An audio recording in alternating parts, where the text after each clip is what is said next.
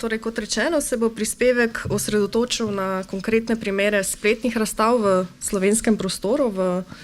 zadnjih 2 letih, oziroma bolj določno na razstave, ki niso primarno ali pa izključno omejene na predstavljanje novomedijske, digitalne ali internetne umetnosti, ampak se umešajo v nek širši okvir sodobnih vizualnih umetnosti. Omejila se bom na primerjavo 3 konkretnih primerov, ki so bili na ogled tekom ali pa od leta 2020 in ki jih zaznamujejo razlike tako v izvedbi kot tudi razlogih za odločitev izvesti jih v spletni različici. In sicer na razstavo Pogled nazaj za pogled naprej kuratorskega tandema Osborn & Müller, ki je bila na ogled najprej konec 2019, potem pa tudi med marcem in aprilom leta 2020. Razstavo Virusni avtoportreti, ki je bila na ogled od druge polovice in do konca 2020 in ki jo je v okviru Moderne galerije kurirala Zdenka Badovinac, ter na še trajajočo razstavo Plaza protokol, ki poteka od leta 2020 in ki jo je v okviru zavoda Atol kurirala Tjaša Pogačar. Torej, na podlagi neke osnovne primerjave me bo v prvi fazi zanimalo, kaj so neki primarni razlogi za razstavno postavitev na spletu.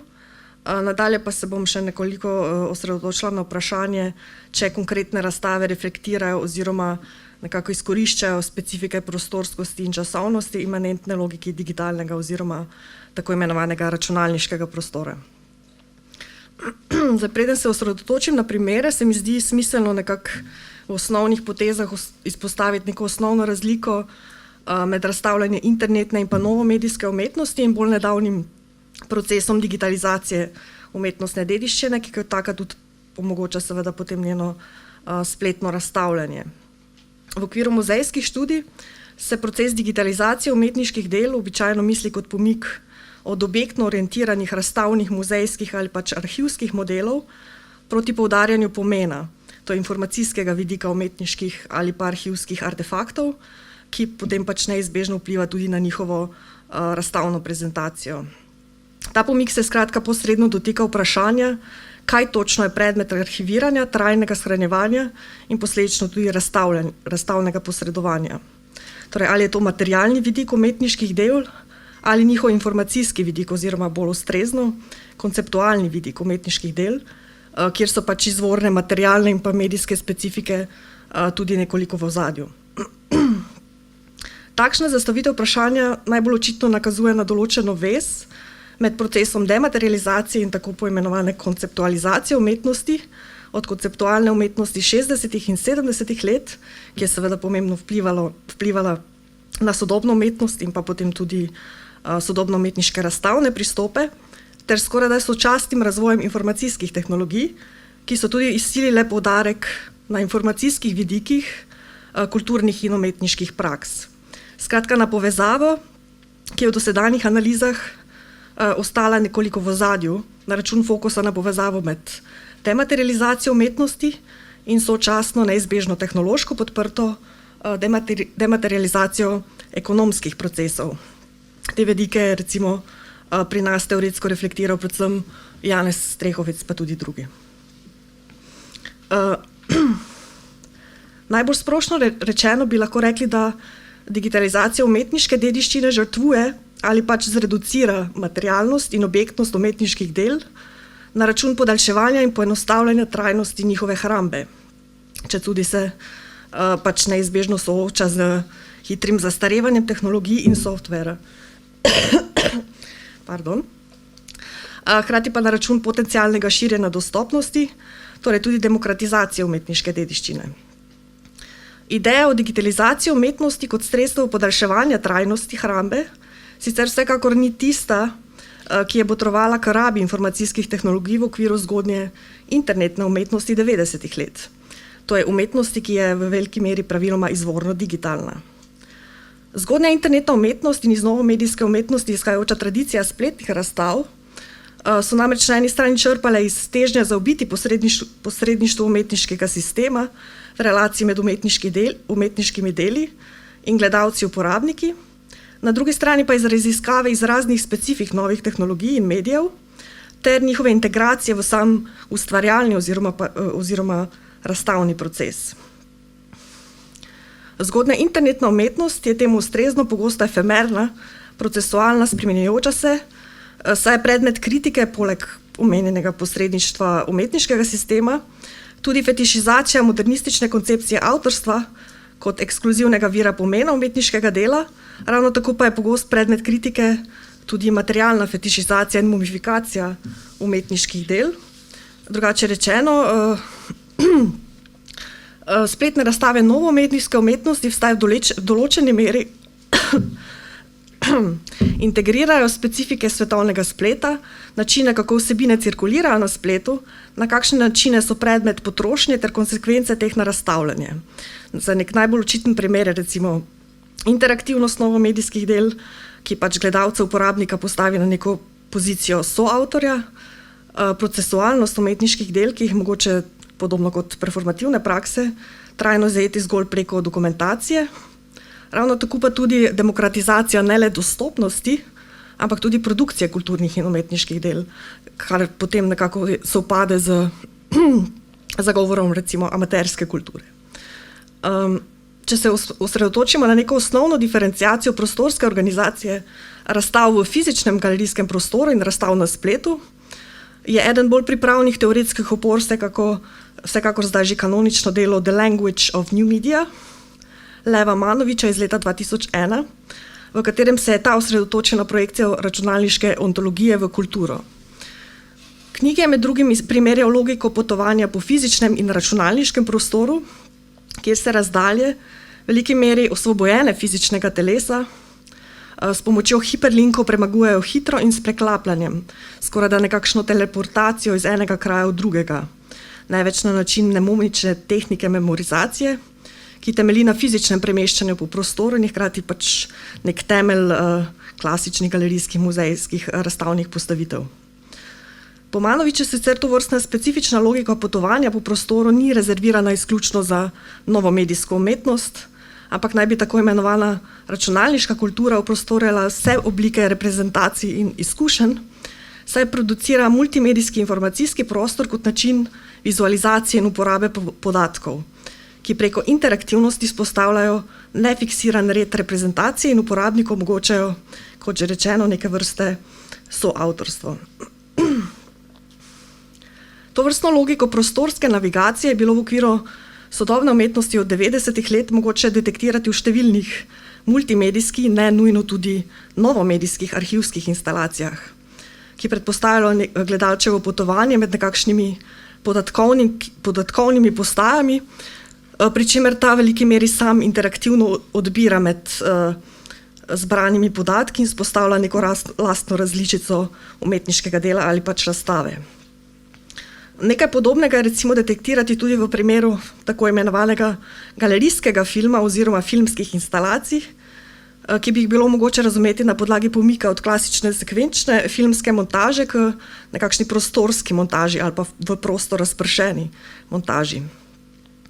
Filmske instalacije v največ primerih preko razdeljenih ali številnih zaslonov namreč predpostavljajo gledalčevo preklapljanje, zaznavanje v gibanju skozi prostor in čas objektov in tudi očitno razsrediščenje pozornosti. Nekaj podobnega bi bilo mogoče trditi tudi za prvi primer spletne razstave, Pogled nazaj za pogled naprej, ki je temeljila na selekciji iz mrežnega muzeja Moderne galerije, sicer zasnovanega kot repozitorij za hranjenje digitalne audiovizualne kulturne dediščine. Mrežni arhiv sicer združuje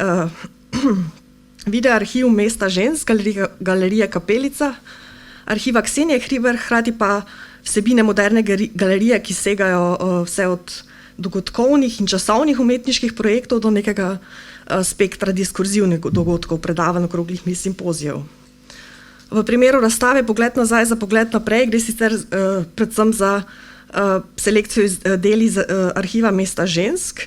ki sledi nekemu problemsko-tematskemu ključu, kar je pač tudi nasplošno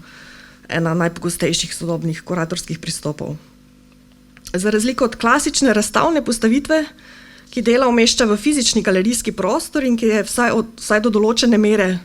se vsaj do določene mere prilagaja arhitekturni organizaciji razstavnega prostora samega,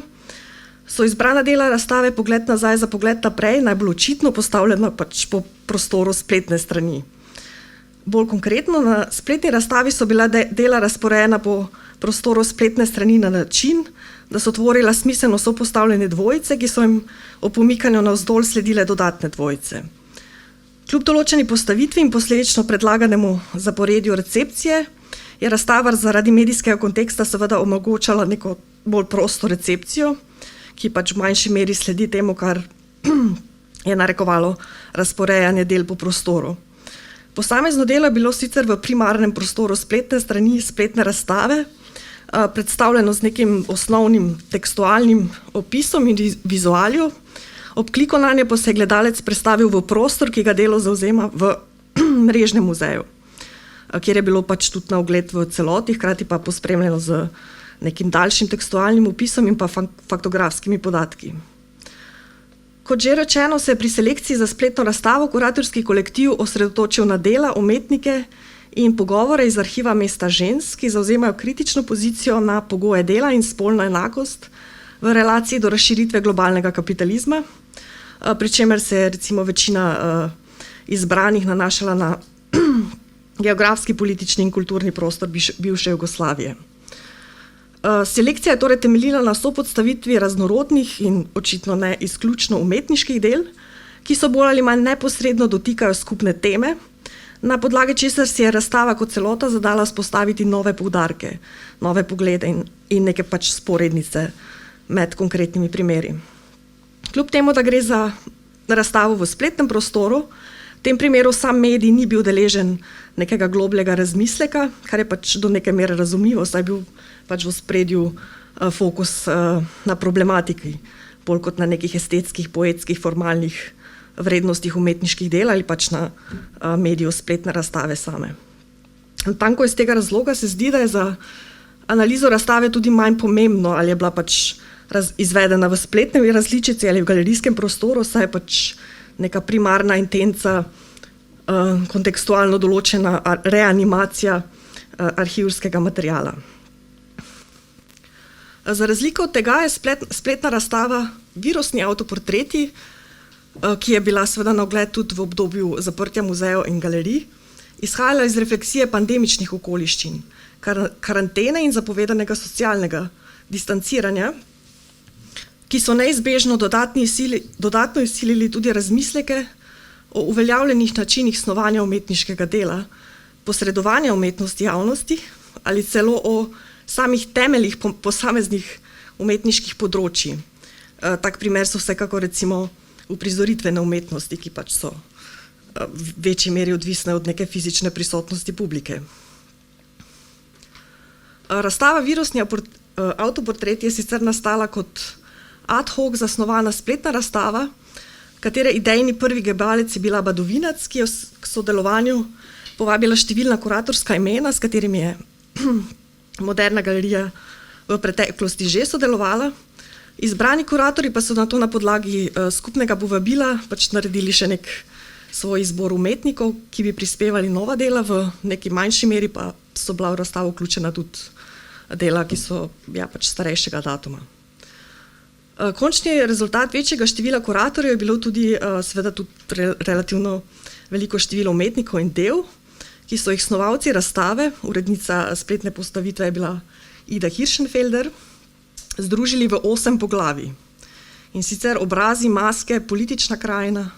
novi javni prostori, intimni odnosi, vsakdanje stvari, spominjanje in čakanje. Medtem ko je, kot je sklepati, selekcijski proces razstave sledil predvsem logiki vse bolj digitalno-informacijsko mrežno organiziranih družbenih stikov, je bila spletna razstava sicer izvedena relativno linearno. Našteta poglavja so si namreč sledila eden za drugim, na levo in desno, pri čemer je posamezni sklop združeval okvirno med 10 in 15 del različnih medijev oziroma avtorjev. Vsak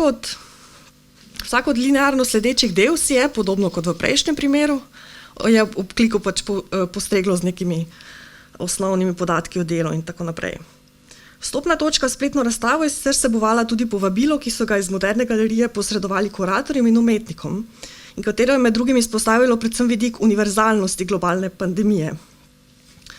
Lahko bi rekli, da je povabilo pandemijo virusa COVID-19 na nek način transformiralo v metaforo globalne transnacionalne sodobnosti, pri čemer se sodobnost v okviru filozofsko-umetnostnih razprav nasploh pogosto opredeljuje kot časovnost globalne transnacionalnosti, katere paradigmatični izraz so denimo specifično v umetniškem kontekstu, za mednarodno politiko in regionalnimi razvojnimi politikami tesno prepleteni mednarodni bienali, ki so tudi neka prevladujoča razstavna oblika sodobnih vizualnih umetnosti. Spletno razstavo Virusni avtoportreti, ki si je za izhodišče vzela dogodek pandemije, ki je na brezprecedenčen način in skorajda sočasno zaustavil in transformiral življenje po celem svetu, je skratka mogoče misliti kot primer globalne transnacionalne sodobnosti. Na eni strani, na primer preko procesa selekcije in potem neizbežno tudi rezultata, je zrcalila globalno mrežno logiko sodobnega umetniškega sistema, hkrati pa logiko mrežnega povezovanja, ki je inherentna svetovnemu spletu. Oba fenomena sta denimo na podoben način omejeno demokratična. Na drugi strani je spletna razstava zrcalila tudi programski vidik sodobnosti same,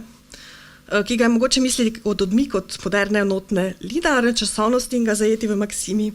vsi smo enakovredno sodobni. V tem primeru gre skratka za nekakšen soobstoj v raznolikosti, ki ga zaznamuje simbolna povezanost, v tem primeru vsi smo v karanteni, in hkrati ločenost skozi zapovedano socialno distanciranje, predvsem pa tudi ločenost preko lokalne umeščenosti z vsemi političnimi, ekonomskimi, družbenimi in zgodovinskimi posebnostmi, ki so jih nekatera dela tudi zelo neposredno nagovarjala. Medij spletne razstave skratka v tem primeru ne deluje zgolj kot neka pragmatična rešitev zaradi dejstva, da so bili pač takrat muzeji in galerije zaprti, ampak kot rešitev, ki prispeva k vsebinski ravni razstave, če tudi podobno kot prvi primer ne nagovarja specifik medija spletne razstave kot take. Umanjkanje klasične prostorske logike orientiranja po razstavi, ki sledi umeščanju telesa v prostor, je bilo v primeru virusnih avtoportretov na nek način kompenzirano z linearno postavitvijo in te ustreznim recepcijskim procesom. Eden od prevladujočih tematskih fokusov predstavljenih del, recimo samota, zasebni prostor, odnos do sebe, odnos do telesa, pa se je smiselno dopolnjeval s dejstvom, da je bila razstava najverjetneje ogledana v intimi lastnega doma, hkrati pa v telesni bližini, ki jo implicira vmesnik računalniškega ekrana. Za razliko od tega je bila razstava Plaza protokol že izvorno in onstran pandemičnih okoliščin zamišljena kot dopolnjujoča se spletna razstava, ki poskuša razvijati nove formate in pristope, izhajajoč iz nedokončanega gradbišča podzemnega nakupovalnega središča Stožice. Razstavni projekt v teku je izveden kot spletno potovanje po posnetku zapuščenega razpadajočega podzemnega gradbišča, katerega se zažira narava in na katerem gledalec oziroma bralec srečuje posamezne postaje. Politični teren razstave kot celote, ravno tako pa za razstavo izvedenih del je mogoče med drugim kontekstualizirati za tako imenovano estetiko temne ekologije, ki jo je najbolj obsežno utemeljil okoljski filozof Timothy Morton, ki sledi tezi, da je umetnost ekološka na imanenten način in sicer na način, da organizira prostor, da predlaga neke modele prostorskosti in odnosnosti. In pač Timothy Morton je tudi ena pomembnih referenc neke mlajše produkcije umetniške pri nas. Kljub temu, da tudi Plaza protokol v strogem smislu ne sledi, reflektira ali v polni meri izkorišča potencialov razstavne predstavitve v spletnem prostoru, bi lahko rekli, da sledi epistemološki poziciji postinternetne umetnosti. Internetno umetnost na tem mestu ne razumem kot neko umetnost specifičnega tipa oziroma kot umetnost, ki bi na določene neposredne načine uporabljala medij interneta, ampak bolj kot umetnost, ki nastaja oziroma izrašča iz internetnega kulturnega konteksta in temu osrednjo recimo zrcali izrazne komunikacijske, recepcijske, estetske, v končni fazi pa tudi ontološke, epistemološke in politične specifike in okoliščine interneta in digitalnega. Poleg tega razstava Plaza protokol temelji na politični in epistemološki podlagi tako imenovane spekulativne estetike, ki je ravno tako dosti izpostavljena v neki mlajši produkciji umetniški pri nas, tudi do neke mere v primeru kuratorskih pristopov. Na podlagi izbire konkretnega prizorišča, v tem primeru razpadajočega, nedokončanega stadiona Stožice, ki aludira na bodisi izgubljeno prihodnost ali pač na neko preživeto urbanistično politiko, razstava refleksira globalno sodobnost iz neke precej bolj temne pozicije, pri čemer pa vendarle poskuša predlagati primer razpadajoče ruševine, neposrečene investicije kot izhodišče za snovanje alternativnih koncepcij urbanega razvoja. Skupna točka tako spletne razstave Pogled nazaj kot Pogled naprej kot Plaza protokol je, da enakovredno sopostavljata besedila, predavanja in umetniška dela oziroma njihove dokumente, kar nakazuje na omenjeni poudarek na informacijskih in konceptualnih vidikih v primeru spletnih razstav. Poleg tega se zdi, da je mogoče med primerjanimi razstavami detektirati določeno skupno točko na ravnih političnih aspektov. Tako v primeru Pogled nazaj za Pogled naprej kot Virosti avtoportreti se zdi, da je to demokratičnost oziroma demokratizacija dostopnosti umetnosti v spletnem prostoru. Za razliko od tega bi lahko rekli, da Plaza protokol bolj kot na nek demokratični potencial interneta, kar je tudi ena bolj izpostavljenih tem novomedijske umetnosti 90-ih let, v večji meri gradi na fikcijskem potencialu radikalno manipulativnega digitalnega prostora in potencialno viralnih digitalnih objektov. Plaza protokol se skratka v sami zasnovi v epistemološkem smislu opira na ontologijo obogatene resničnosti, augmented reality, ki hkrati izhaja iz obstoječega in obstoječe transformira. V tem vidiku pa tudi predstavlja potencialno izhodišče za neko snovanje političnih, urbanističnih, razvojnih in tudi mišljenjskih alternativ.